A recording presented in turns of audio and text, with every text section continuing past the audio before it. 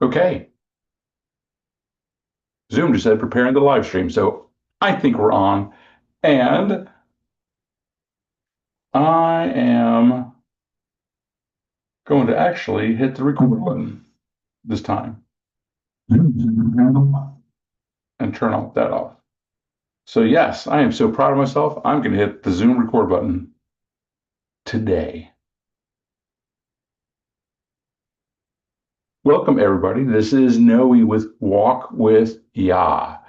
And I just want to let you know that I am glad to be back here doing this from the first to the third heavens Bible study. And we got a lot to cover today. I'll explain some more as I go, but we're going to have a good time today. And so I didn't have, 2 weeks ago, I did not have a Bible study because I was out in Los Angeles, California, and was out there doing ministry as, you know, other than doing Bible studies. Yes, I like to minister to people and do spiritual warfare and stuff like that. And so I like to share that with people to let people know that there is a real spiritual war going on that many people that sit in churches and stuff like that, and they're not aware of. And you need to really be aware of this stuff. And so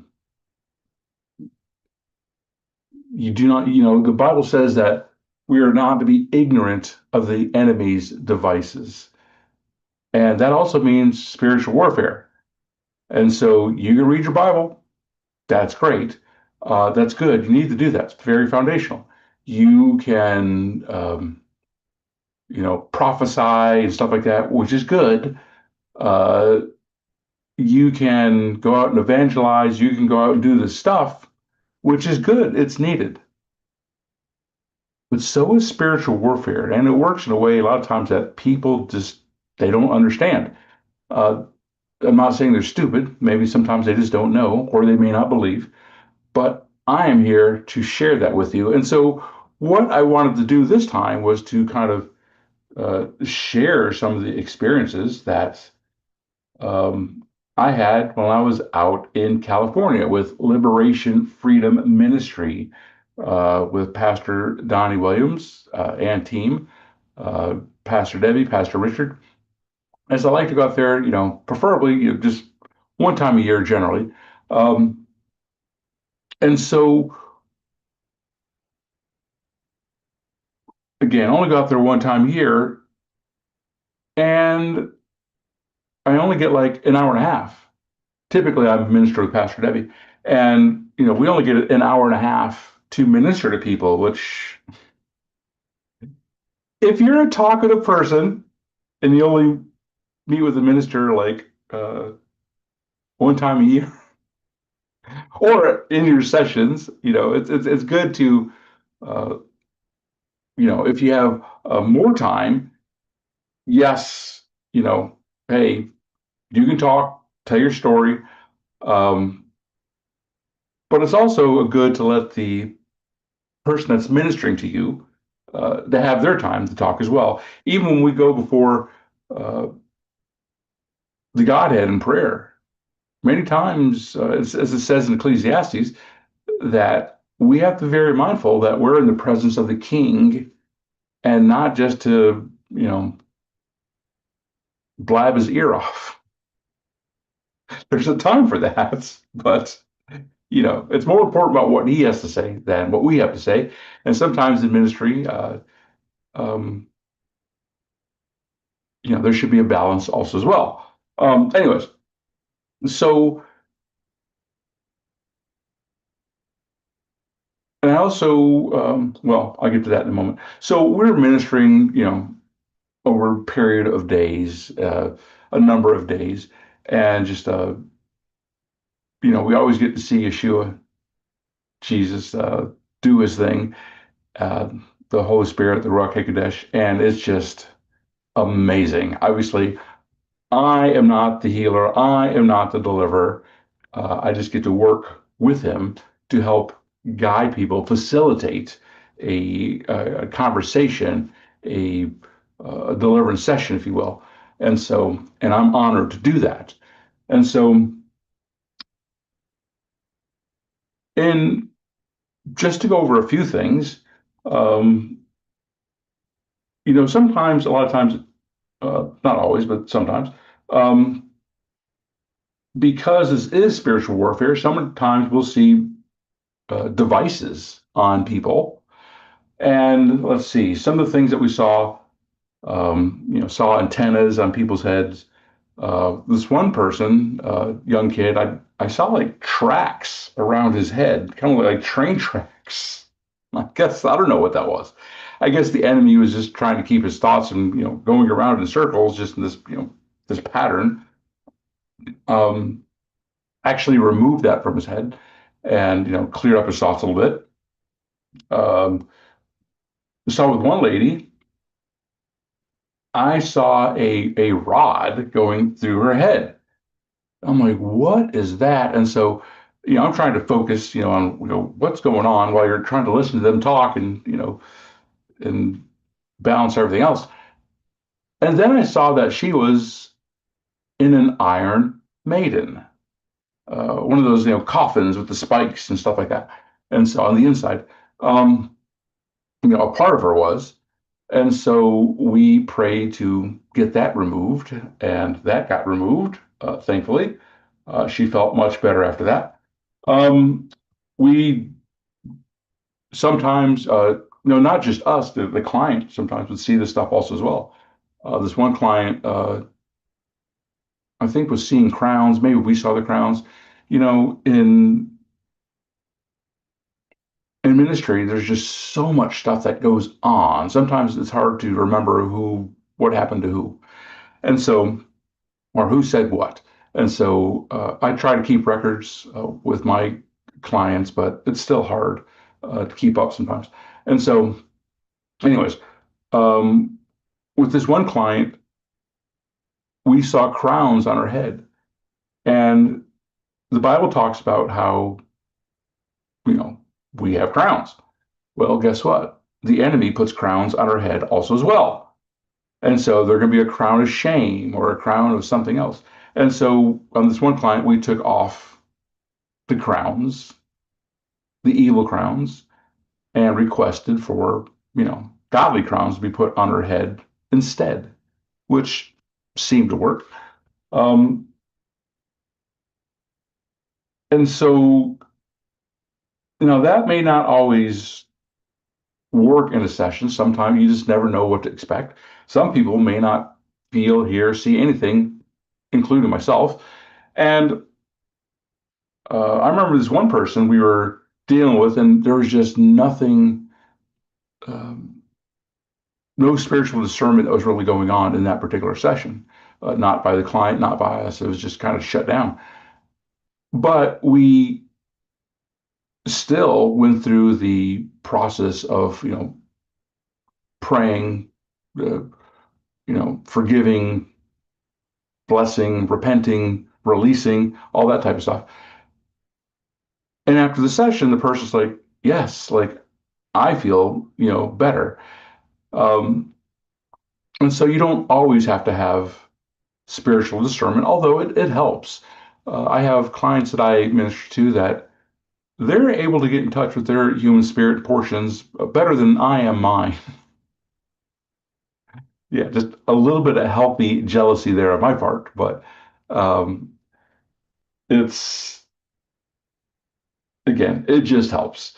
And so, but I'm happy that person, regardless of whether there's any discernment or not, they were able to discern that they felt better after the session. So, if you can't see, feel, hear in the spirit, you just have to have faith, that whatever you sow into is what you're reaping. There's something really going on. And, just go with that. And so, anyways, there was another lady, and she was a workhorse in her church, and she got stuff done. She made things happen, and she kind of wanted to leave her church. Well, it turns out that her pastor called himself apostle. Uh, uh, I believe his descendants were from South Africa, and he was basically a witch. And so with her, we were able to pull him up um, through her. A piece of him, his soul fragment, came up, started to talk, and I asked him, I was like, "Are you a witch?" He goes, "Yes." And I was like, you know, "You got to let her go." And he was like, "She makes me look good." Like she had made a contract with this church. She didn't know that. And that happens all the time. Sometimes churches, they may not release you and can cause problems. And so later on down the road, you know, and so, even if it's not an African, you know, witch doctor, warlock guy who's also a Christian pastor. And so thankfully, he was able to let her go. Thankfully, that wasn't a knockdown drag out, and he released her. Um, I was very happy about that. I was able to talk to him. I'm like, "Look, you're supposed to be a man of God." And so he accepted that and let her go. So yay, praise Yeshua.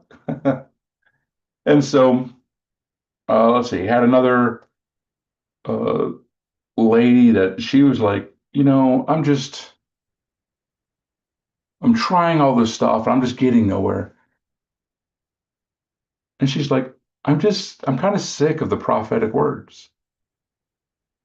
And I will tell you, if you're going through your biblical lifestyle and you are just relying on prophetic words to get you through, it's not enough. Prophetic words are good. Some people may sit on them, thinking that Yeshua is going to do all the work. Even as Paul says, I think to Timothy, you have to contend for what has been prophesied over you. You have to fight for it. And so there's a lot of spiritual warfare that needs to happen because the enemy also heard that prophecy and is doing what he can to keep that from coming to pass. So again, you might be doing the evangelizing, the preaching, the Bible reading, all good stuff. But you also need to learn how to do spiritual warfare. And it may not be what you think it is.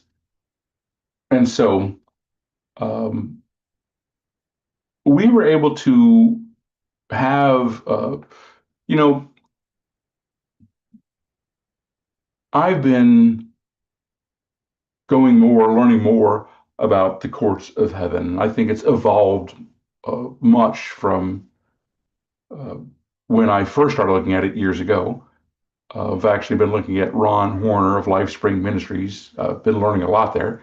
And so when if Walk with Yah, I try this stuff on my clients. I'm like, "You're a guinea pig, and I'm going to test stuff on you." And so they just have to accept that because many deliverance ministers that I know are always trying to find a quicker, faster, way, an easier way to do this. I'm no different. And so heaven has a lot of resources that we need to tap into. And so many times I'm at a point where I don't assume to know the way that I think the session needs to go in, based on how I see things, how I've been trained. I now have enough tools in my tool belt that I'm kind of familiar with, have worked with, and now I've come to a place where I'm like, I'm not the judge. I'm not even the one that carries out the what the judge says many times, and so a lot of times I now go to Yeshua or a heavenly resource. I'm like, how do you want to do this? And It's very different, and it makes things much easier. Doesn't always make them quicker, doesn't always make them easy. There's still levels of complexity for sure. Things that answers that we get, responses that we're getting, we're like, what does that mean? It happens all the time, where we just get some response and we're just like, okay, like we're gonna have to like he's trying to teach us something. The Godhead's trying to teach us something because that's what this life is about. We're all trying to discover what's in his creation. How does it work? That's what it should be about. And if you're not doing that, well, then you're not really living. Or at least is the way he created you, because there's so much depth and wisdom in the Bible that you have to kind of dig deep and sometimes look at it differently than what you think it means. So, anyways, um, with this lady, we were able to go into a court of heaven, and uh, there was a large part of the time where I asked Yeshua, like, how do you want to do this? Like, what do you want to do? Do you want me to minister to their human spirit? Do you want me to go into the courts? Like, which court do you want to go to? Et cetera, et cetera. And many of the times he actually said, go into the courts of heaven. Maybe there was a reason for that. Um, anyways, I am learning how to operate that way more as well. So, but we had a great session with that lady. I was very happy for her. Um, she was actually seeing all the stuff go on in the courts, which was great. Not sure if she was familiar with that before that time, but she was uh, she was a seer, so that helped. Um, there was many times one client had said many vows over themselves and kind of had tied their hands. So we had to work with their hearts to break a lot of the vows. Not even necessarily that they said, but there's also generational vows that the generational heart can hold on to. And that'll make it much harder for the Godhead to get you set free if those vows don't get renounced and broken. So, all right, I think that's enough of that. And so I'll have some videos coming out. Hopefully, I'll get to those today. I'd like to get those out, get those off my plate. But all this just to say that um, I just want you to know that deliverance, sanctification, ministry is not uh, an event. It's not like going to get your nails done. Uh, Maybe that's not the best analogy.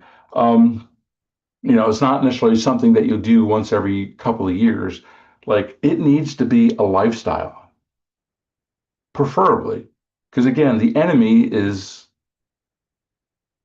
trying to keep you um, from being all that you were created to be. He's trying to keep you complacent. And yeah, God has a lot of blessings for you if you have the faith to step out. Okay, I think I'll get off my soapbox there, and I think we'll move on. So let's, Noe, what are we doing today? I'm glad you asked.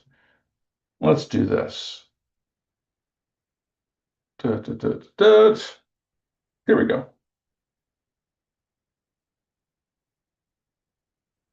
Okay, now here we go. Alrighty, from the first to the third heavens, as I interrupted my own self, my own Bible study with all those testimonies that I hope help you, help build your faith, help let you know, there is so much more. There's always so much more. We're going to be learning about Yah and his creation for eternity. So I suggest you not think you know it all now. Okay. Um, let's do this. There we go. All right. We're going to be here for a little bit today, and this is going to be a little bit of a tough Bible study for some of y'all. But I ask for you to hang in there. Again, I will try to get to whatever questions, comments you have. You want to put them in, you want to chat them in the YouTube, you want to come in via Zoom. And so we're going to be going over Leviticus 25 through Numbers 4 with a lot of stuff in between and see, does that still apply today? Like, why are we even studying this stuff? And we're going to ask some tough questions. And so, again, welcome aboard.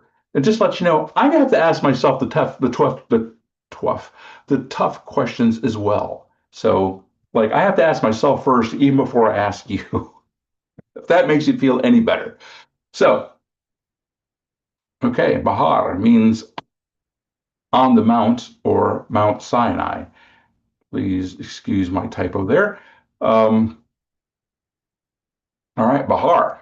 So in Leviticus 25, it starts talking about the Sabbath year, the year of Jubilee. And so someone might ask, Noe, what does Sabbath mean? As we first see this in Leviticus 23, verse 3, and it means to cease, to rest, and intermission. In the Hebrew thought, it's that you are not so focused on building your own kingdom, but you're building his kingdom by studying him, by studying his word, by, maybe you pray more that day, maybe, but you don't focus so much on your job and stuff like that. If possible, I know some people, they're not in a situation where they can't do that. So I'm not trying to bring condemnation. Again, even in Israel, there's people that have to, work in the military, that have to, work at the hospitals, that have to, be the police. So, but if you can, I believe the Sabbath is still in place. And so let's talk about how many different types of Sabbaths there are. So obviously we have the weekly Sabbath, which there is, no work in that day. You pretty much take it easy. And so I don't even like doing ministry and stuff like that on, for the most part, on the Sabbath. And then you have the annual high Sabbaths, which are, you know,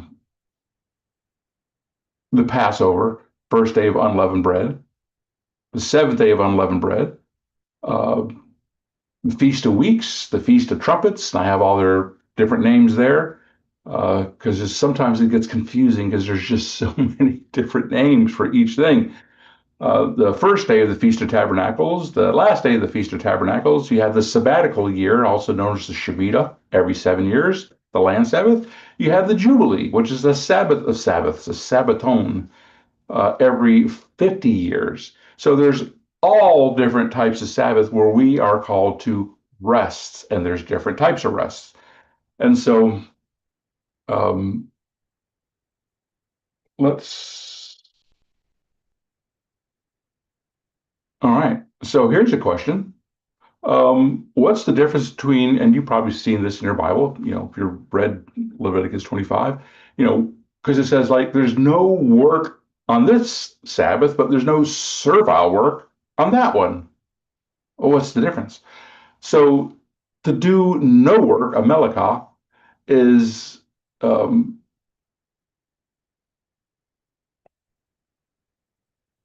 is you don't do anything. Like you're not even supposed to prepare food. You're not even really supposed to, you know, clean so much.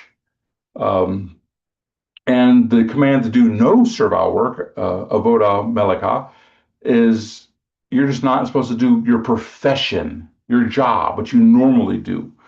Um, but you are allowed to make food, uh, you know, allow for food preparation and other essential daily tasks. So, what does that mean? That means before you go into the Sabbath, you actually have to think about his commands. You have to prepare, because I believe that's what Yah wants us to do, to kind of have that lifestyle, to always have him in mind. It's like, oh, this is coming up. What did he say to do, not to do? I need to prepare. And so Um, so prior to the Friday Sabbath, I'm thinking, what do I need to get? What do I need to prepare beforehand, etc. And so, yes, I may put stuff in the microwave to heat up, that type of stuff. That's me. You do however you feel. Um, just letting you know. So, Leviticus 25, we've got the redemption of property, the kindness for poor brothers. And there uh,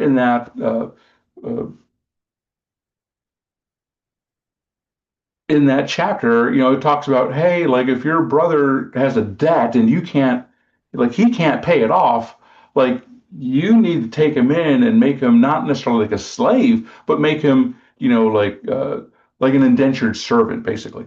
And so, and it gets into this question that for me was, what's a major difference between biblical and worldly slavery? Because the Torah at that time had commands that were unheard of by many of the surrounding nations around them. Maybe some other places were doing it, but for the most part, the way that the rights that were given to the indentured servants to women were almost unheard of. It was like, what? Because with the Canaan nations and stuff like that, if you were a slave, if you were a woman, yeah, you were pretty much, you had a hard life. And the Torah came in and was like, you know, we're going to give you some leeway here, some help here. And so Exodus 21 verse 16 says that to kidnap a man and to sell him was sin. And that is typically what worldly slavery was. You kidnap them, you know, and so and basically just treated them as a piece of property. The Torah did not allow for that. Uh, Now, granted, if you were captured in war, you probably weren't an indentured servant, but you still had rights. Like you still couldn't, your owner still couldn't do things to you, or there would be repercussions. And um,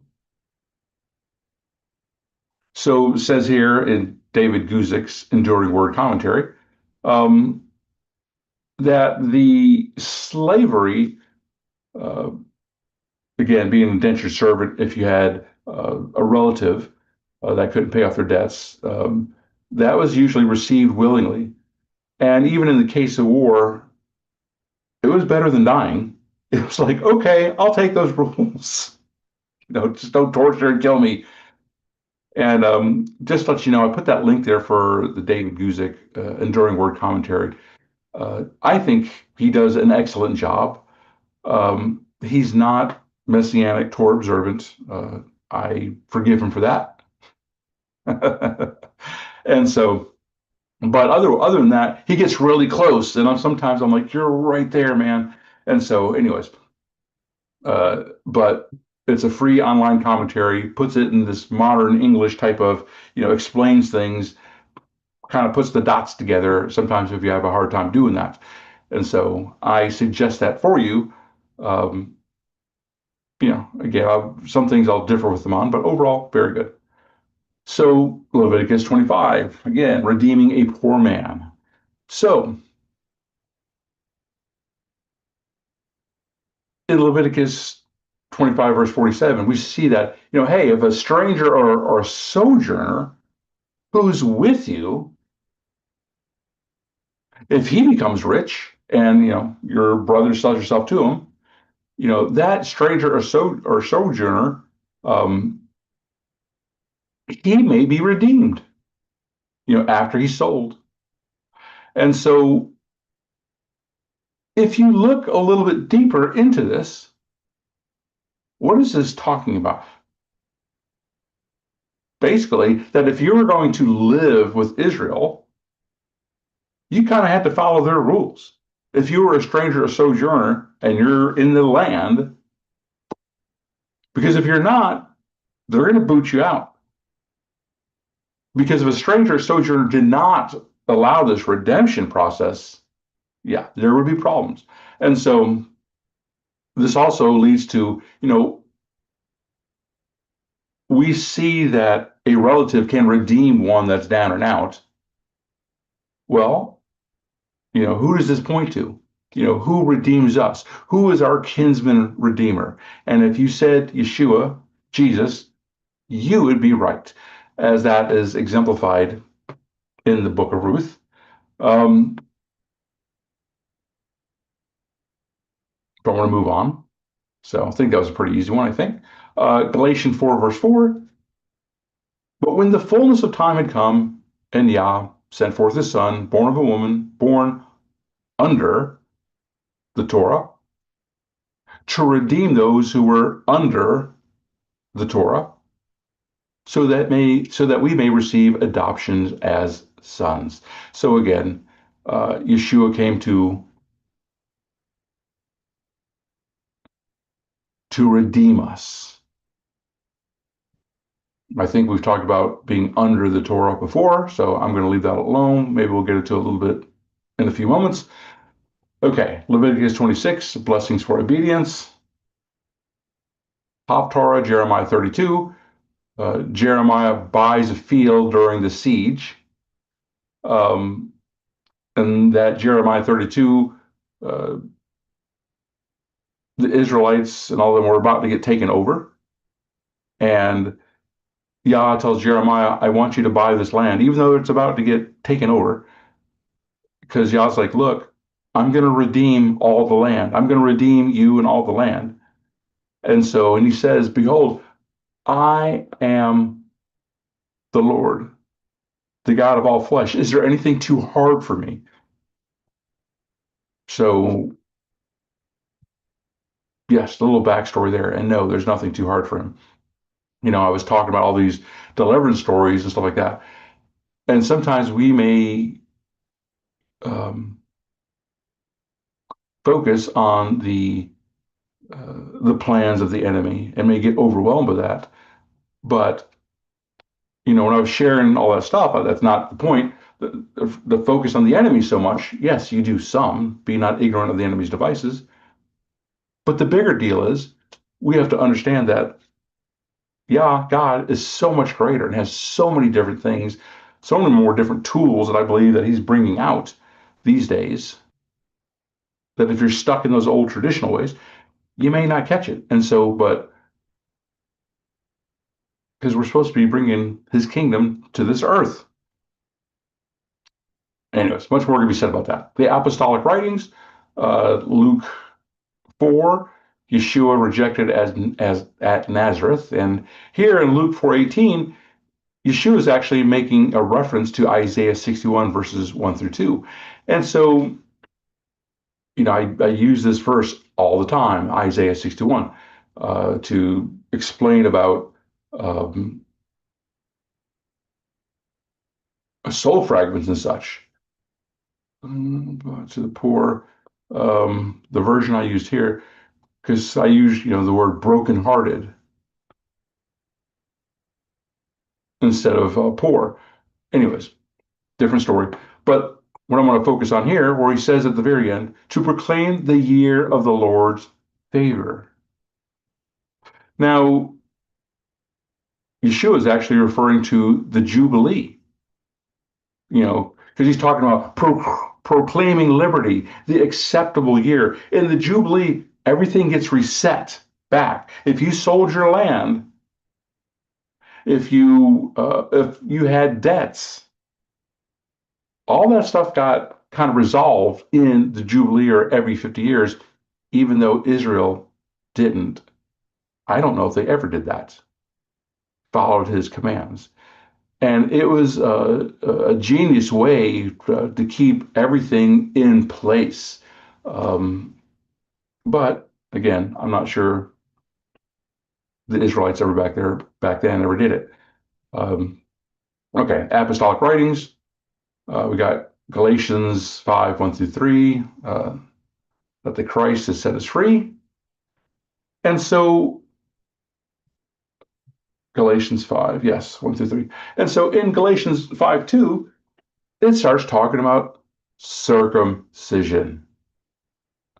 And this is a very tricky concept. It's not. Uh, and I may not have all the time to go into this, but let's see what happens. Let's see what comes out of this. Let's see if you can pick up on where I'm going here. Okay, so Paul says, if you accept circumcision, Christ will be of no advantage to you. That every man who accepts circumcision, that he is obligated to keep the whole Torah, which obviously no one can do. You are severed from Christ. You who would be justified by the Torah. This is who he's talking to. You who would be justified by the Torah. You have fallen away from grace. Meaning, you can't earn your way into heaven. And if you think that doing the Torah can do that for you, yeah, you're sadly mistaken. And so, for in Christ Jesus, neither circumcision nor uncircumcision counts for anything, but only faith working through love. Now consider, we have to take this in context with other things that he's saying, but let's continue. But if brothers still preach circumcision, but if I, brothers, still preach circumcision, which obviously Paul was, why am I still being persecuted? For the entire Torah is completed in one word, that you shall love your neighbor as yourself. Obviously, love for God is being assumed here. And then we also have to consider Romans 2:29, where it talked about circumcision of the heart. I will leave that between you and Yah, God, on whether you need to be physically circumcised or not. But we see here that Paul is still preaching circumcision. In 1 Corinthians 7:18, the Bible says, was anyone at the time of his call already circumcised? Let him not seek to remove the marks of circumcision. Which I don't know how you would do that anyways. Was anyone at the time of his call uncircumcised? Let him not seek circumcision, for neither circumcision counts for anything nor uncircumcision, but keeping the commandments of Yah.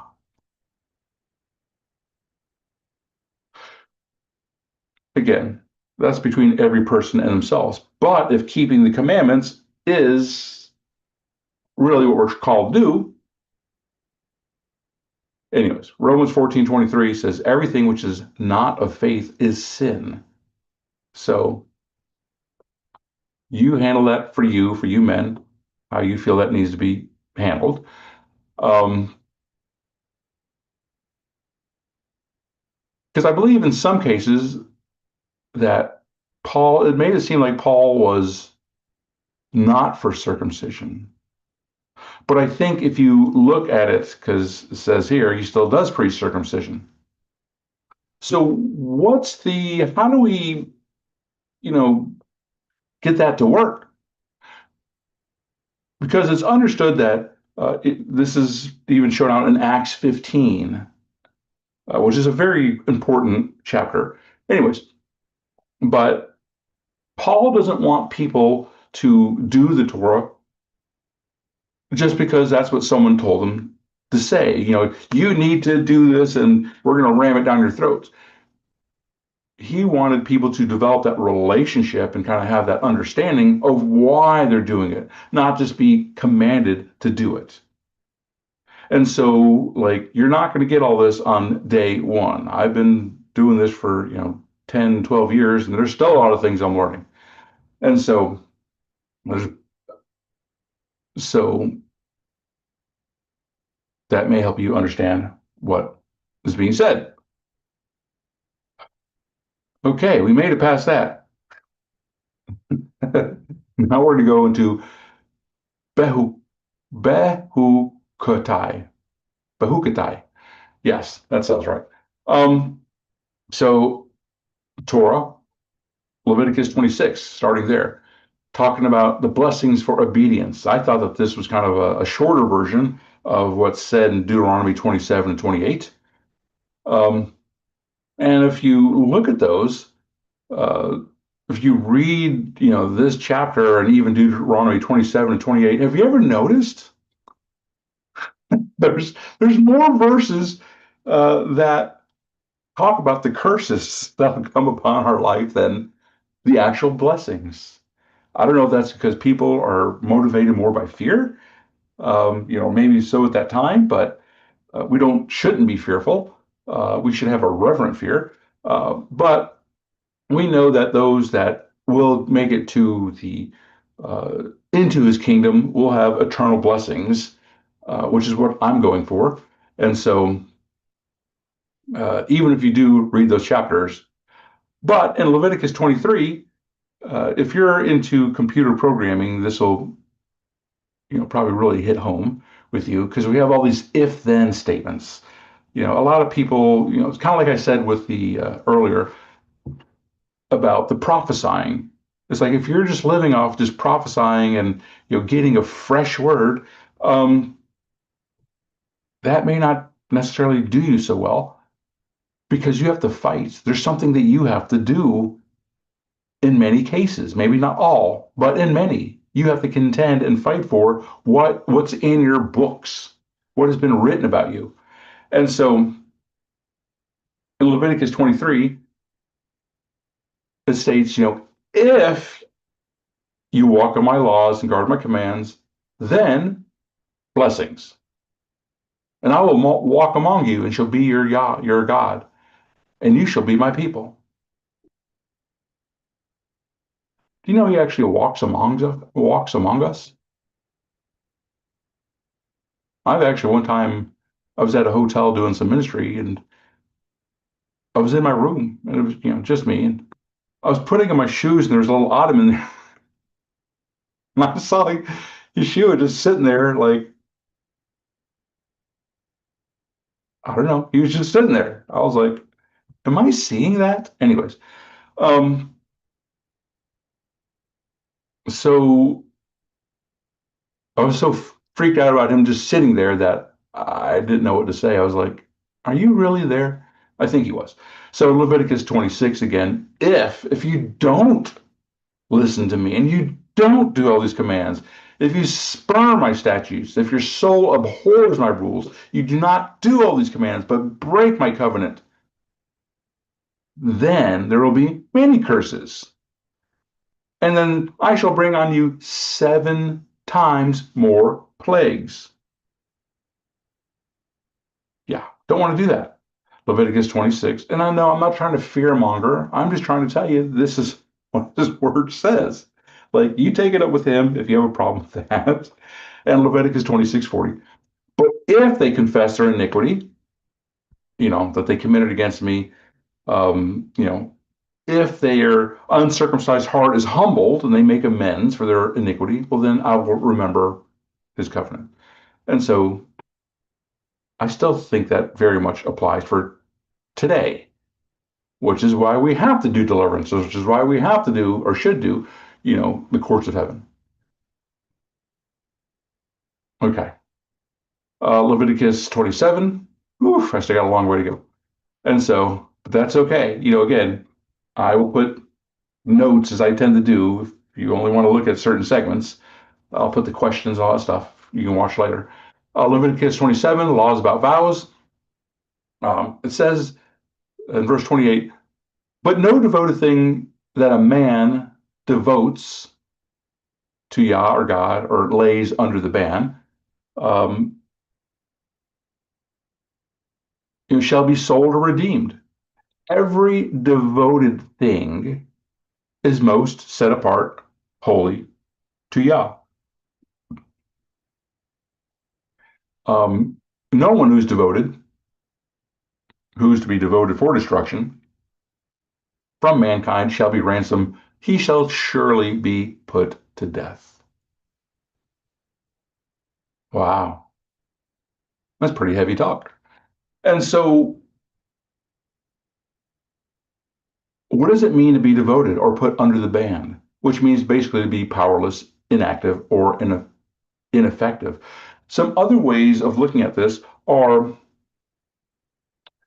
when you, in the uh, In the tent, the wilderness, in the temple, you would have, the place for the incense, you would have the showbread, you'd have the menorah, all that stuff.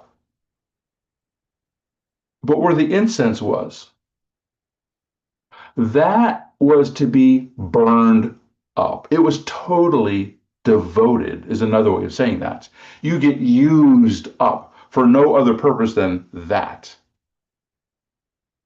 So there are actually good examples of being totally devoted. You can see the scriptures I have there.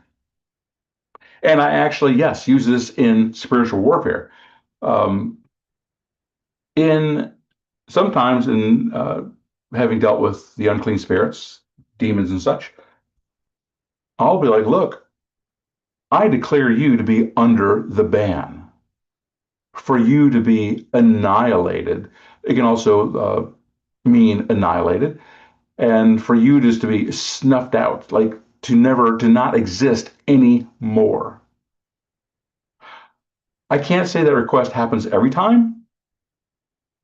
It does happen sometimes, where you will see, like in the spirit, like I've seen it before, like a ring of just where fire, I just poof, and you can see just the char marks on the ground.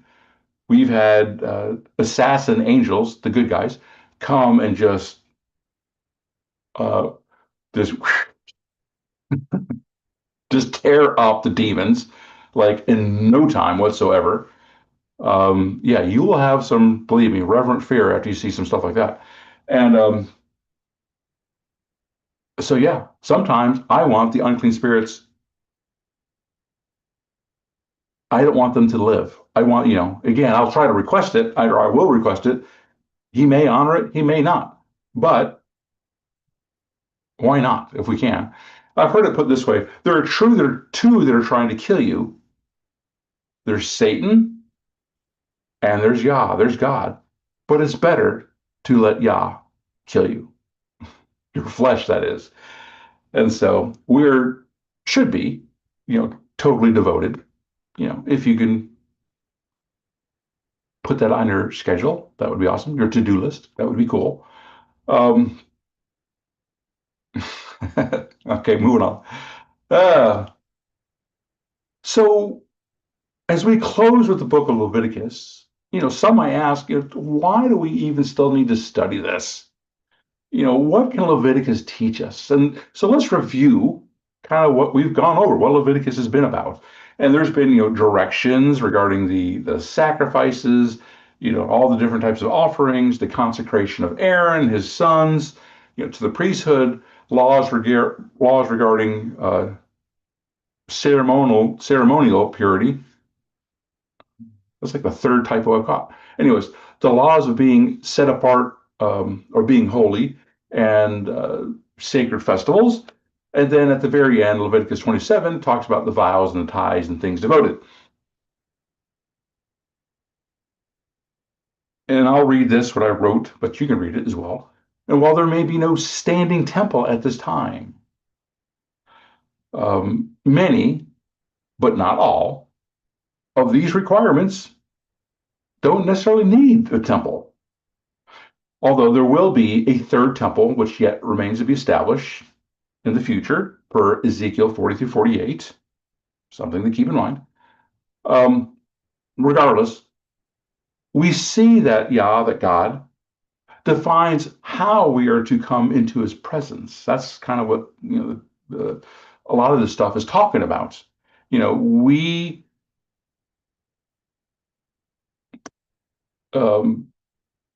in Judges, which is my next sentence here, we can't necessarily come into his presence every way that we think in our own heart, because that was the problem in Judges.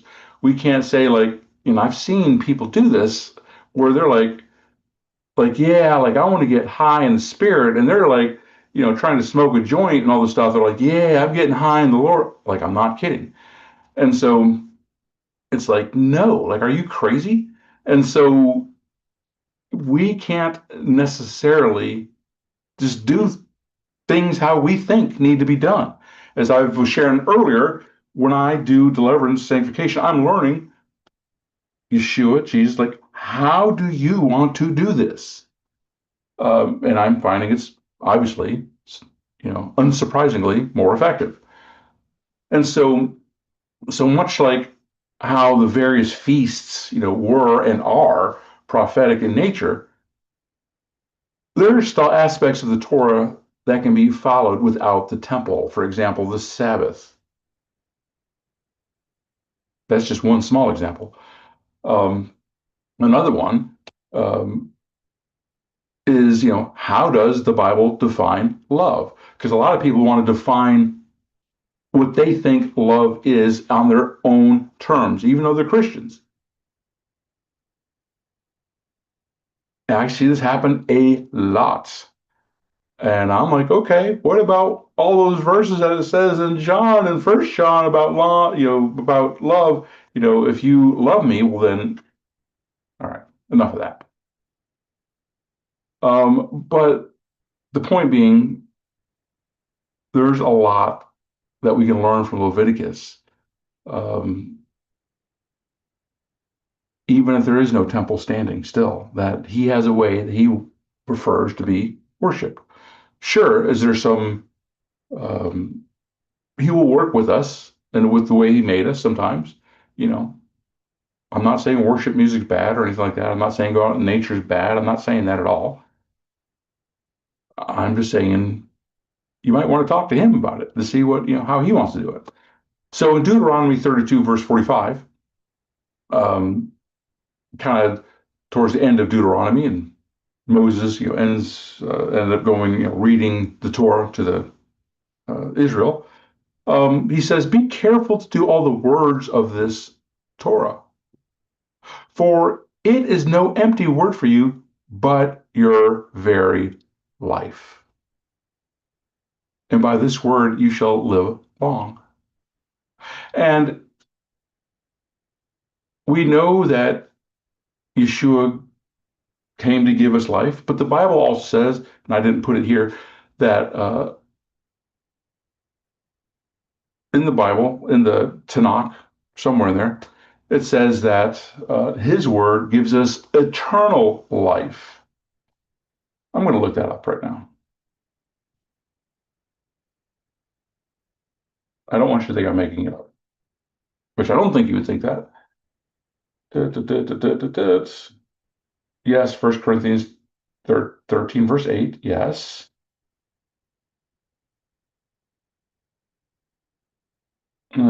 Says it somewhere. Jeremiah. No, I don't think it's Jeremiah 31:3. Anyways, it does say it somewhere. So y'all excuse me. I don't want to take too much time on that. Okay, so all right. Haftarah, Jeremiah 16. Um, for Yah says, "I will silence in this place before your eyes and in your days the voice of mirth and the voice of gladness, the voice of the bridegroom, the voice of the bride." And when you tell these people all these words and say to them, this is what he's telling Jeremiah. Jeremiah probably wasn't too popular. Why has the Lord pronounced all this great evil against us? What is our iniquity? What is the sin that we've committed? And he's like, hey, because your fathers have forsaken me, um, and have not kept my Torah, and because you have done worse than your fathers. And we tend to think about that verse, Jesus Christ is the same yesterday and today and forever. Yeshua is Yah, right? Like they're all one, the Godhead. And so the question is, do Jeremiah's words apply today? I know many people tend to think, well, because of Yeshua, Jesus, you know, God isn't such a meanie anymore. God just loved to kill and stuff like that, which, yeah, I don't agree with. But basically, who is Jeremiah speaking to? He's speaking to Israel. So they were doing all this stuff. They were doing the Sabbaths. They were doing the outward appearance of, but in their hearts, they detested him. And I think to some degree that still happens today. And I think even though there is Yeshua, there still will be judgment. And so yes, I think they apply today. So Jeremiah 17, the sin of Judah, um, curses the man who trusts in man and makes flesh his strength, whose heart turns away from God. Blesses the man who trusts in Yah, whose trust is Yah, because Yah searches the heart and tests the mind. Um, Although I think in Jeremiah 16, um, that's not always necessarily a bad thing. Sometimes uh, the Bible tells us that we need to examine ourselves. And if we examine ourselves by his righteous word, well, then he really won't have to so much because he put a lot of good in us. And so, um, to give every man according to his ways, according to the fruit of his deeds. So, in other words, works kind of still count for something. We get graded on different, on what we do in this lifetime. Matthew 5:18-19. Um, if you do these things and preach them, you'll be great in heaven. But, if you don't do them, well, then you'll probably be least in heaven. And so there are things that we have been called to do, good works. Oh, forgot that I put it there. Are we called to do good works? Yes, Ephesians 2, verse 10. Do good works or following the Torah get us into heaven? Not based on our own merit. Ephesians 2:8-9. I forgot what that says. Sometimes I do these things in advance and I forget what the heck I was thinking at the time that I said them, at the time that I was doing this. Oh, yeah. For by favor you have been saved through belief, not of yourselves. It is the gift of Elohim. It is not by works, so that no one should boast. For we are his workmanship, created in Messiah, to do good works, unto good works, which Elohim prepared beforehand, that we should walk in them. Okay. What does it mean when Yah, God, searches our heart and mind? So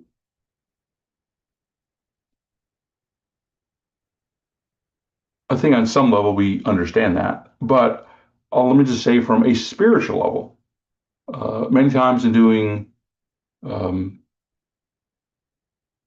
sessions, I've talked about this before, how our heart is actually a sentient.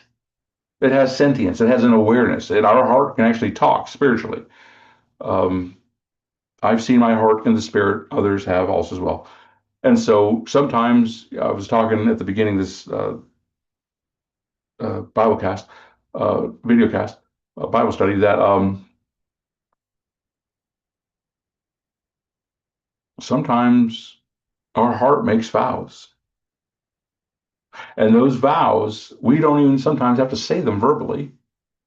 Our heart can actually speak them.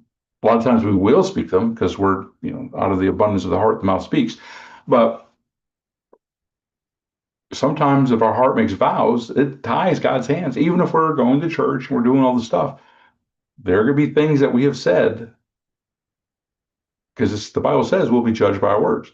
And so, and then also with the mind, uh, sometimes in dealing with people's minds, I've worked with people's human spirits and their portions to have them go into the mind spiritually, and they've seen all different types of portals to evil places, walls, devices, unclean spirits, um, because the unclean spirits are also in the mind trying to you know uh, get certain body, mind organs in your mind, parts of your mind to work this way or the other, or not work, or stuff like that. They also affect us on a physical level. And so there's a lot of different ways to search our heart and mind. They seem almost endless in my mind. Um, so if that helps, I know it sounds different, and so, but just kind of want to let you know I've run into this stuff very often. Um, okay, the apostolic writings, Ephesians 2:11 through 19, one in Christ. Going back to circumcision. Yeah, because that's kind of what the parsha does. We look at that, what it has to say in Leviticus, and then we go, we kind of follow that theme sometimes and doing it here now. And so as it progresses through the rest of the Bible. So therefore, remember that at one time, you Gentiles in the flesh, the uncircumcision, by what is called the circumcision, by those who were um, known to be Israelites doing the Torah, Pharisees and such, which is made in the flesh by hands, which isn't a good thing. Again, these are people that were under the law. They derive their authority from doing the Torah. I'm so much better than you are because I do these commands and you don't know a thing. And so therefore, you know, I am holier than thou. uh, Silly people, tricks are for kids. So this means being physically circumcised in act only. Um, I think that's another typo. In act only in the flesh, but not following Yah's, God's commands in your heart. Sorry about that typo there. Um, so if it's just for outward appearance, but it doesn't really, it's performance based. It's not to your favor. In Jeremiah 9, verse 23, Bible says, but let him who boasts in this, that he understands and knows me, meaning God, that God knows me, that I am Yah, God, who practices steadfast love, justice, and righteousness in the earth. For it's these things that I delight in, declare Yah, God. He wants to know our heart. He wants us to open up those clauses, those things that we don't like talking about, because he wants to heal us. Those hidden things that he wants to bring healing to. Everything that we have, it would be good for us to deed over ownership to him. I had a recent session where I had a client where they had bought a camper, and the camper was actually, the owner didn't know it, but had rented out to a person that was a witch. Yeah, yeah, not a good thing. Witch actually tore the place up, and tore out the couches, tore out the tables, tore out the bed, like no joke. And so um, where was I going with that?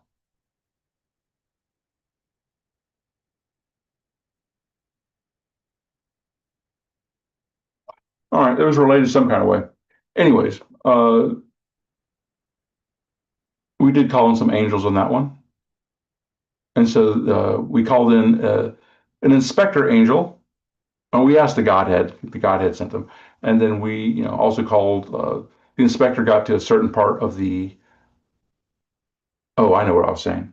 The inspector got to a certain part of this. We could see it in spirit. Client could, of the camper, and at one point stopped and was like, you need an exterminator for this. Like, you need an exterminator angel. So we requested that from the Godhead. Godhead went in, uh, cleaned house. Um, anyways, and so I asked the Godhead, I was like, should this person deed over, should this person give you the camper? And he goes, the Godhead says, it's not necessary, but it would be nice. And so we worked through a little more stuff. And at the end of it, her human spirit was like, we invite you into this camper. Like, we don't want this junk in here anymore. Like, we don't see everything. We need you. And so the client was like, yes, we deed the camper. We give him everything. We want him, we invite Yah into our camper, into our heart, into whatever else, your relationships, stuff like that, that you can invite him into.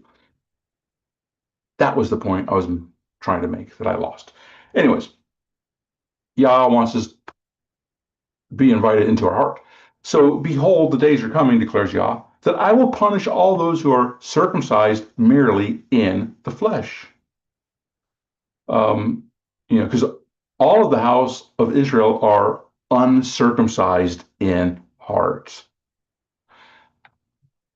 And so Galatians 6:13, for even those who are circumcised do not themselves keep the Torah or the law, like they put on an act, but they desire to have you circumcised that they may boast in your flesh. Again, as we were saying, they just wanted to say, look, I'm greater than you are.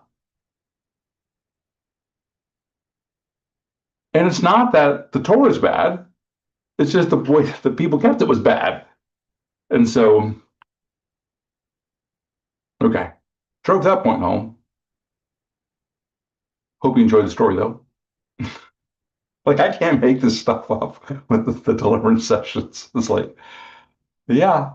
And if it didn't happen, if it only happened once, I'd kind of question it. But if it happens routinely, like all the time, some type of different spiritual type of thing with different clients, yeah. Anyways, so I just try to share these things to help you understand how this world, how his creation, how spiritual warfare really works. Ephesians 2:12. Remember that you were at times separated from Christ. He's talking to the Gentiles, alienated from the commonwealth of Israel, and strangers. Because before we were talking again, remember about the strangers and the sojourners in Israel. I was talking about Leviticus. Like, you kind of need to keep these commands too. Anyways, so they were strangers to the covenants of promise, having no hope and without God in the world. So these people, Gentiles, which can be a tricky word too, were separated, alienated from the commonwealth of Israel. Now, some sources say that the Aramaic word is devarim, which actually means words, which would be the Hebrew equivalent would be devarim, which actually means Deuteronomy, because Deuteronomy is kind of like the second giving of the Torah. So Israel was called to be a nation of priests to educate the world, how to have a right relationship with God. So in other words, these strangers, these Gentiles, did not have the Torah, the covenant of promise, and therefore they did not have Yah, God, entirely. They still might have had him in their heart, but not all the full instructions. It can go wrong the other way too. You can have the full instructions and not have them in your heart. And so it's two sides of the same coin. So in Ephesians 2:13, now, Christ Jesus, you've been brought near, by his blood. He's our peace. He broke down the dividing wall of hostility. In Matthew 15, verses 1 through 9, Yeshua condemns the Pharisees for their man-made traditions, the Talmud. Because a lot of times the Orthodox Jewish, they put their own writings before the Bible, before Scripture. The Talmud, Mishnah, Gemara, maybe even some of them that do the Kabbalah, I don't know, maybe they put the Zohar and, those type of books before the Bible as well. I could easily believe that in some cases. But they believed in their oral law,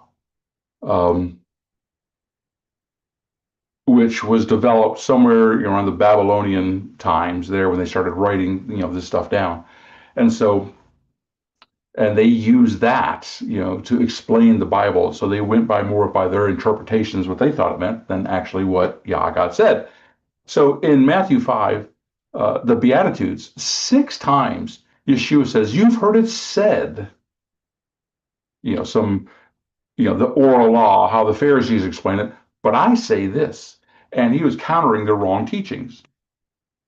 In Ephesians 2:15, the Bible says, "By abolishing the Torah of commandments expressed in ordinances, that he might create in himself one new man in place of the two, so making peace." Now, right before I started this, and I don't have this in my notes, so please excuse me, ordinances. So that there are some different thoughts on that. My understanding originally was, the ordinances were basically, again, uh, the dogmas, the teachings of the Pharisees at that time, meaning they're, man-made traditions and stuff like that. Again, that they were that Yeshua came to abolish their wrong teachings. Another way of looking at ordinances. Hold on, it's escaped me. Hold on, give me 1 second. Oh, here's something else I read, which kind of sounds good, but after following Ephesians 2:13, I don't think it means this, but I need to look into this some more. So another way to look at ordinances, and there might be some validity here, is basically some people think that Paul's saying that the ceremonial parts of the Torah have been done away with. But I don't agree with that. The reason, and this is off the top of my head, because at that point in time, the temple was still standing. It wasn't destroyed until 70 AD. I don't know when Ephesians was written. I think the temple was still standing at that point. And so, while there still may be some validity to that, maybe after the temple was destroyed, I don't think it means that here. Anyways, so I think that this comment stands that the bad teachings and traditions of men were getting abolished, not the Torah itself, so as to join Jews and Gentiles. So I didn't write any notes about this either, about being one new man. What does that mean? I believe that, and as I've been sharing throughout this live stream, this Bible study, I was talking about recently, just a few slides ago, about the heart and the mind and how, spiritually, how that stuff works. I believe the one new man is of, flesh and soul, yes, but also more spiritually inclined, also including doing the Torah. And it's all this stuff, which to me is the one new man, that we understand how to work in the spirit realm, that we're actually doing his commands, that I think the enemy has tried to come against and twist. And so, just my thoughts. All right. So, Ephesians 2:16. So that Yeshua might reconcile us both to God in one body, because our body is very complex. I tell people about the human spirit and the different portions and stuff like that, and they're just like, what are you talking about? But then after we get to work, and they're like, oh, I get it now. But there's so much more, and these are only the parts that I know about. Anyways, one body through the cross, thereby killing the hostility. We both have access to the Father. You're no longer strangers and aliens, because now you come into agreement. In the Hebrew thought, there was what they call the proselytes at the gate, which meant that you kind of lived there within the land of Israel, and he kind of accepted their ways up to a point. I think it was circumcision was the defining point there, if I recall that correctly. And so, you know, but you weren't fully committed. That being, again, the proselytes at the gate. But then at some point in time, you would choose, hopefully, to become a proselyte of righteousness, where you kind of fully engaged with the Torah. Anyways, so you're no longer strangers and aliens, but are fellow citizens with the saints and members of the household of Yah, of God. So what does it mean to be a part of the commonwealth, the household of Yah, of God? And so again, Exodus 12, verse 48, and we see this, it's all throughout, shouldn't say all throughout, but in many places, it talks about, if you're a stranger, but if a stranger shall sojourn with you and would keep the Passover, and then he may come near and keep it, and then he shall be a native as the land.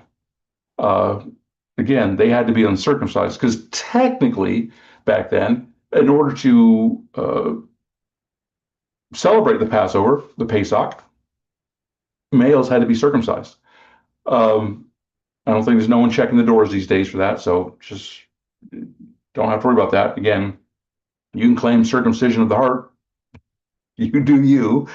But there shall be one law for the native and for the stranger who sojourns among you. And so we see this again in Leviticus 24. We see this in Numbers 15, verse 15. There shall be one statute for you and for the stranger who sojourns with you. One law and one rule shall be for you and the stranger who sojourns with you. And so, that was the intent. Okay. Yeah, told you I'm kind of going on for a bit today. So, all right, we're almost done, I think. Last section here, Bamidbar. Numbers 1, a census of Israel's warriors, Levites exempted, because it was the Levites' job. The Levites were priests, but not all Levites were priests. Some of them were just ministers.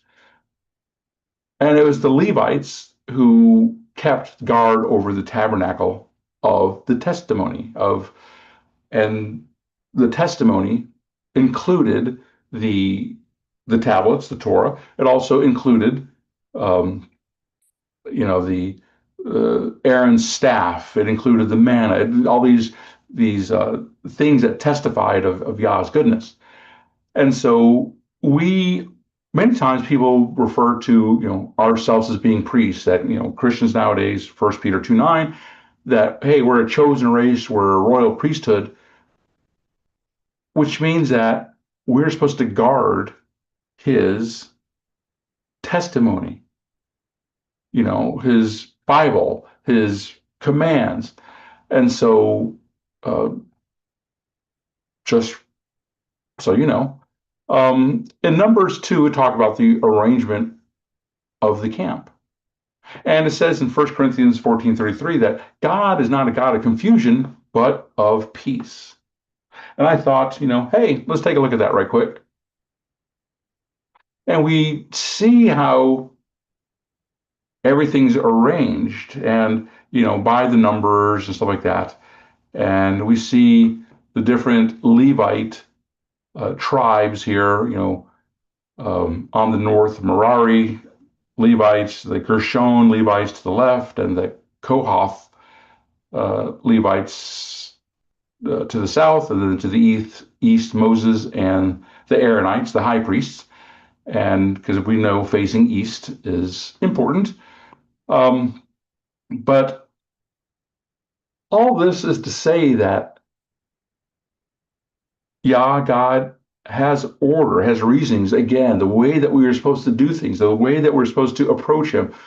I'm not saying that there isn't some freedom, but again, there's a balance. And so I don't know all the reasons of why he put, certain, tribes in certain places. We do see, though, that Judah, obviously a praise, starts going into the east. The greatest numbers are going to the east, 186,000. We also see that, in this particular chart, the birth zone colors are represented here also as well. That probably plays into it some kind of way that I don't know. Anyways, but Yah is a God of order. When I work in the courts of heaven, I was initially told, no, you're not registered to work in the courts of heaven. I was like, okay. And I believe what that means is I'm free to come in. I'm free to, everyone is, to the mercy court. And so, but I've been trying to learn the protocols, how things work before everyone doesn't have equal access. Everybody's not a high priest. Everybody's not a Levite that's, part of the Merari clan, or a Levite that's part of the Gershon clan, or a Levite that handles, part of the Kohaths. Like, again, it's a balance. And so I've been learning there's several different courts. I'm learning how things operate. I'm learning, like, again, what's the protocol? Because heaven has a protocol. And so here's something else to think about. We know that the enemy copies everything that Yah does. There's evil courts of heaven, courts of hell, if you will. I recall one time I didn't open the session properly. I kind of resumed a court session. I was just kind of doing it on the quick. I was like, yep, Jesus, can you just open this up? We're just going to waltz, sashay right on in. It took me like 30 to 45 minutes, to figure out something's not right here, because I ended up in a court of hell.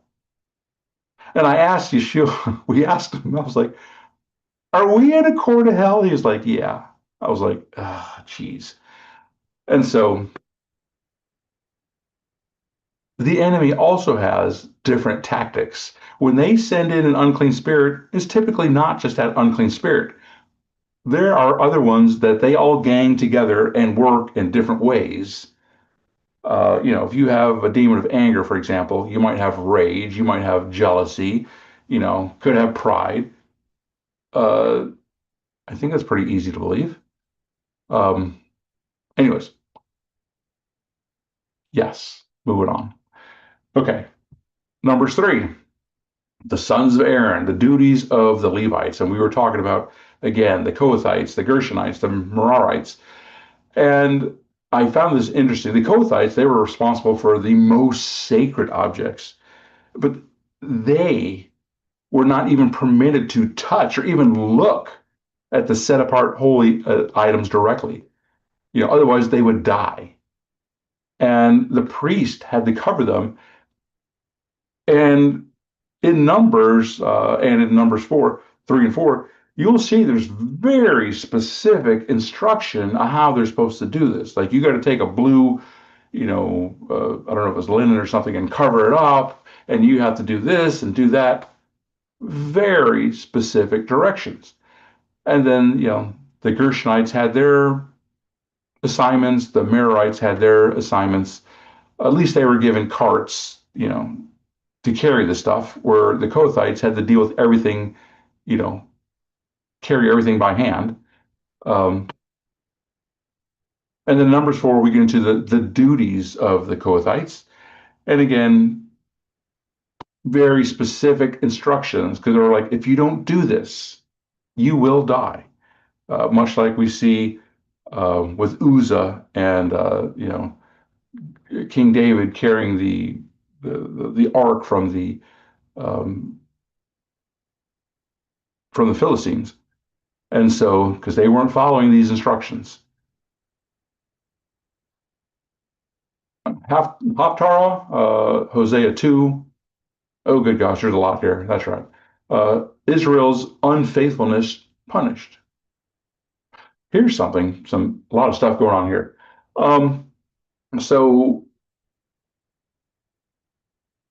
Yah tells Hosea, say this, plead with your mother, plead, for she is not my wife, and I am not her husband.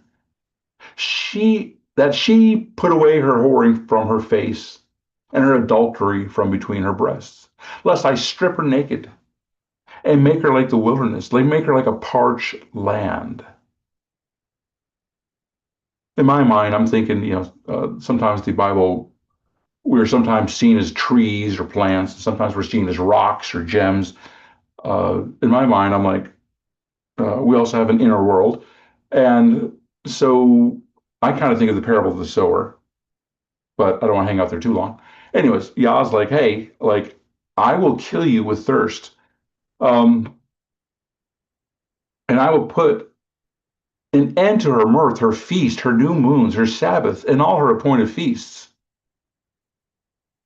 Wow. So think about that. So Israel, again, doing all the stuff. They were doing the new moons feasts, which I need to get back to doing. And they're doing the Sabbaths, the appointed feast. And Yah was still like, uh-uh. Like, you're not doing it in heart. You honor me with your lips, but your hearts are far, far from me. And in Romans 2, verse 12, we see that this is very, very important. Um, there was another verse. What was that? That's also very important. I don't know if I put it here or not. Let me check my notes right quick.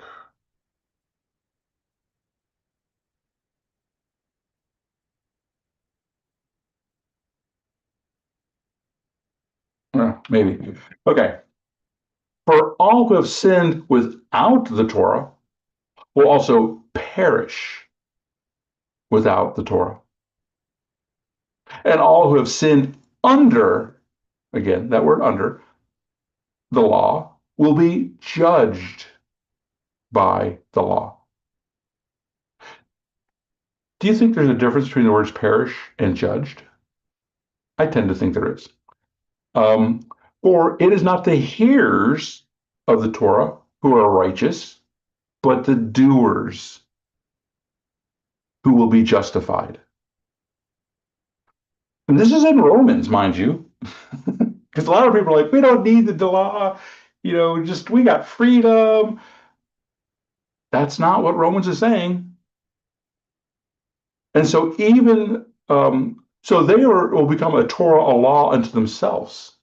I'm sorry, for when the Gentiles who do not have the Torah, but by nature do what the Torah requires, they are a Torah unto themselves. Okay, makes sense. Even though they do not have the Torah, the law, they show that the work of the Torah is written on their hearts, and their conflicting thoughts accuse them or even excuse them. I should have probably highlighted that. And so, a lot going on here. So, even the most basic Christian knows, hey, I should probably do the Ten Commandments, which is part of the Torah. So, the question really is, how much of the Torah do you really require yourself to do? Again, personal question. I can't answer that for you. But I will suggest you look at Matthew 5:19, verse 20. We'll pop out there for a second.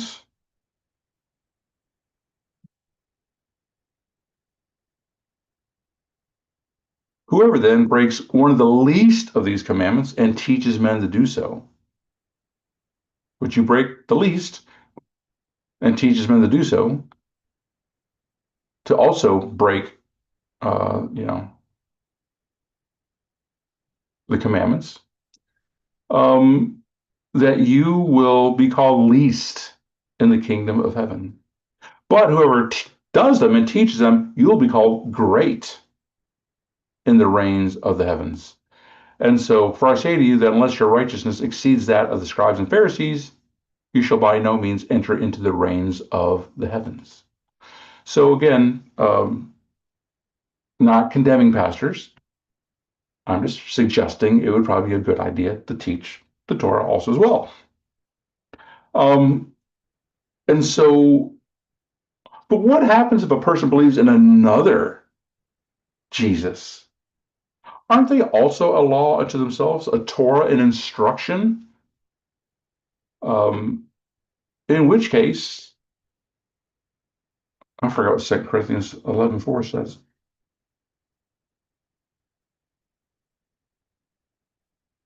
Oh, yeah. Uh, for if he who proclaims another Jesus,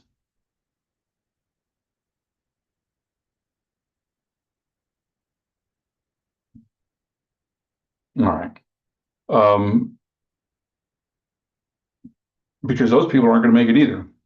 If they're proclaiming, again, to something entirely different, Jehovah's Witnesses, Mormons, etc.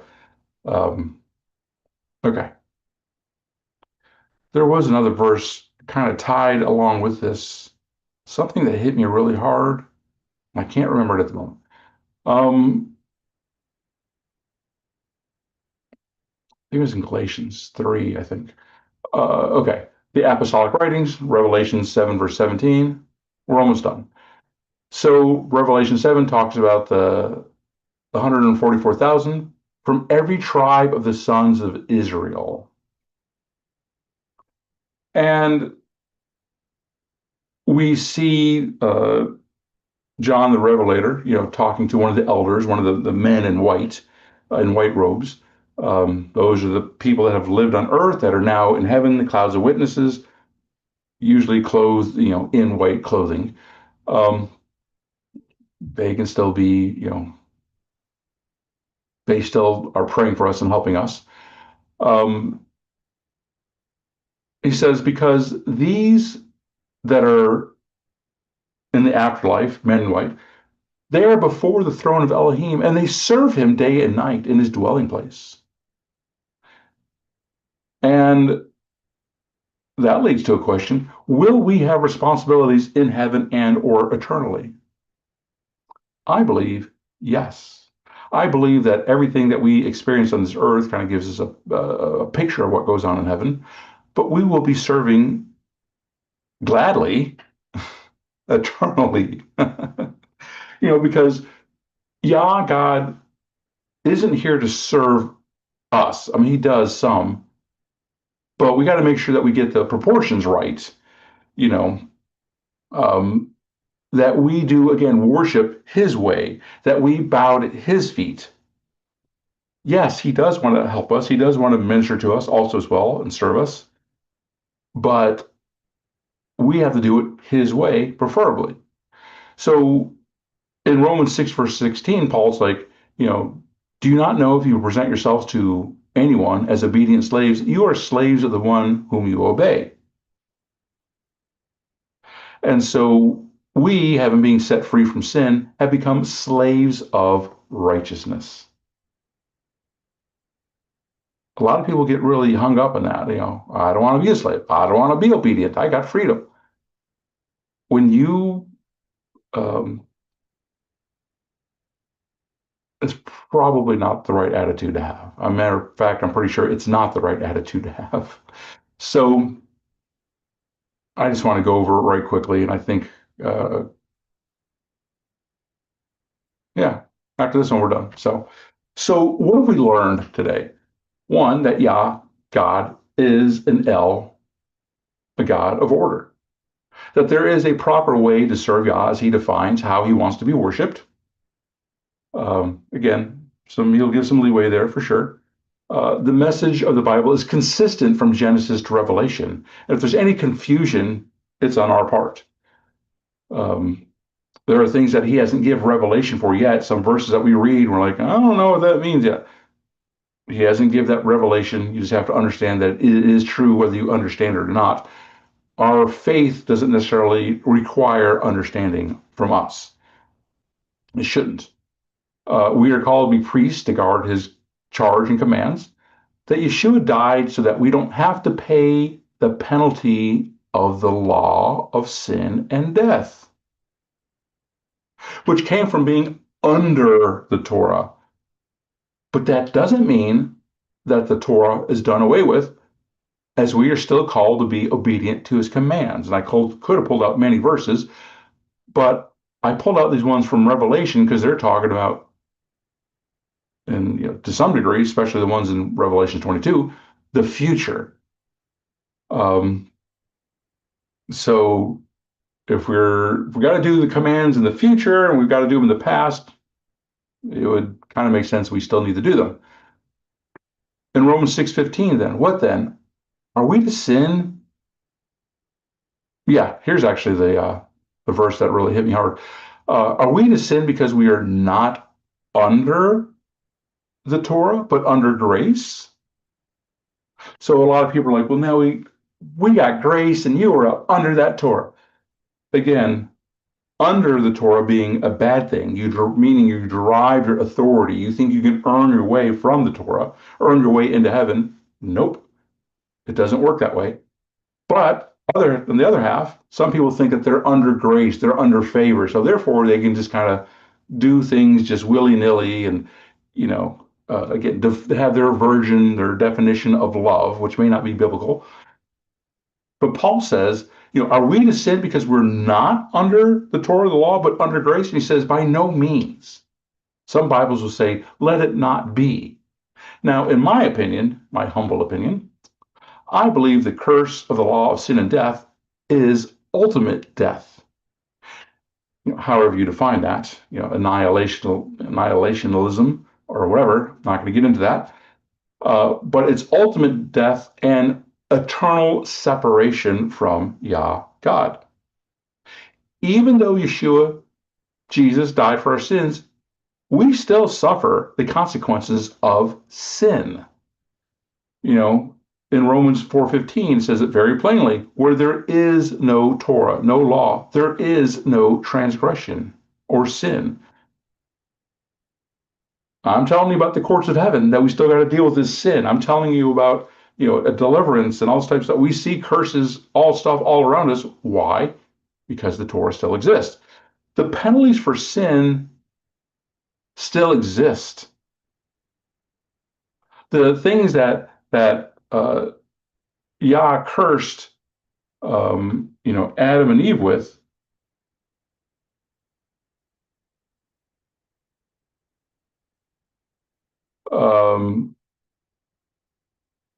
I'll increase your sorrow during conception. Your desires for your husband, he shall rule over you. Cursed is the ground. You're going to toil of it, eat it all the days of your life. There's thorns and thistles. By the sweat of your face, you're to eat bread till you return to the ground. All those things are still in play. So the penalties for sin, the curses, still exist. They're not removed until I think it's like Revelation 21, 22, somewhere thereabouts.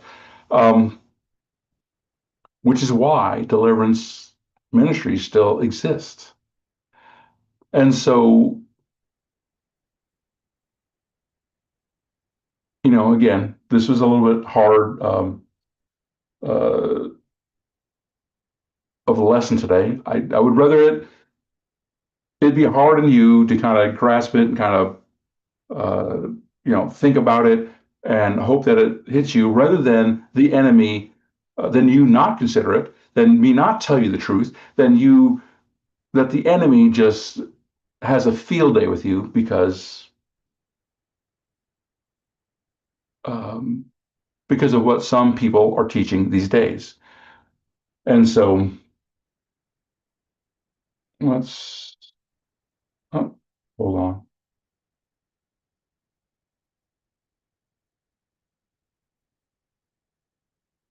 So, beloved, again, I'm not trying to be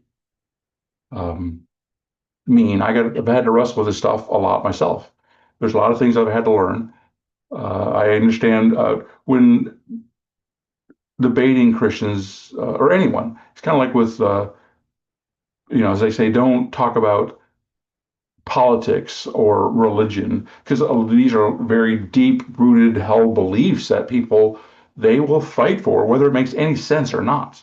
But at some point in time, we need to challenge our beliefs. Otherwise, if not, we still might believe in Santa Claus. And so it's the same way with the Bible. I believe there's a lot of things that the enemy has twisted it's regarding, the Torah and other concepts, but mainly the Torah. And I believe that we're suffering repercussions from that. And so I just want you to be blessed. I I'm only one person. I can only do so much. But I hope that you share this word with people. I hope that I pray that people will open up their hearts, their eyes uh, to again challenge their beliefs, their sacred cows, if they will. But I pray that this helps you. I will try to get those videos out in my YouTube channel from the. We had some testimonies from the deliverance sessions that we had while I was out in Los Angeles. And so I'm hoping to get those out. It's been busy. I've been pretty much behind. I'm trying to get caught up. But anyways, I pray that this blesses you. Again, if you have any questions, comments, please feel free to put them on. I see that I have comments turned off for this live stream. I need to turn those back on. Maybe that's why I'm not seeing comments. Uh, but I appreciate you. May God bless you. Shalom. This is Noe with Walk with Yah.